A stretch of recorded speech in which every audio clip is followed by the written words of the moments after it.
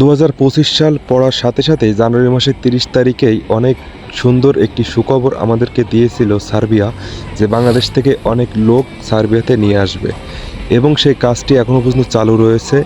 বিভিন্ন ধরনের ভিসা, যেমন কনস্ট্রাকশন ভিসা, ওল্ডার ভিসা, রেস্টুরেন্টের ভিসা, এগ্রিকালচার ভিসা, কনস্ট্রাকশনের ভিসা, বিভিন্ন ধরনের ভিসায় আমাদের বাংলাদেশ এজেন্সি সার্বিয়া নন সেনজেন ইউরোপ কান্ট্রিতে বাংলাদেশিদের নিয়ে আসার জন্য আবেদন করেছে এবং তারা যথেষ্ট পরিমাণ লোক সার্বিয়াতে ঢোকাচ্ছে।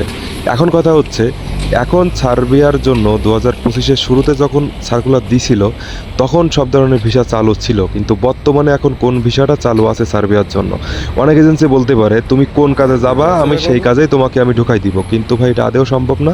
বর্তমানে সার্বিয়াতে এগ্রিকালচার ভিসা এবং কনস্ট্রাকশন ভিসা এই দুইটা ভিসাই চালু রয়েছে এবং ওয়েল্ডার ভিসা খুবই রেয়ার।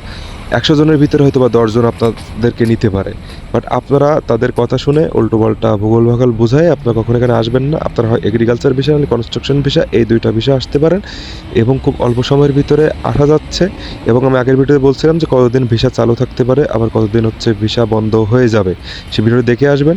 তো আপনারা যত সম্ভব পারেন কনস্ট্রাকশন এবং এগ্রিকালচার বিষয়ে আসার জন্য চেষ্টা করবেন।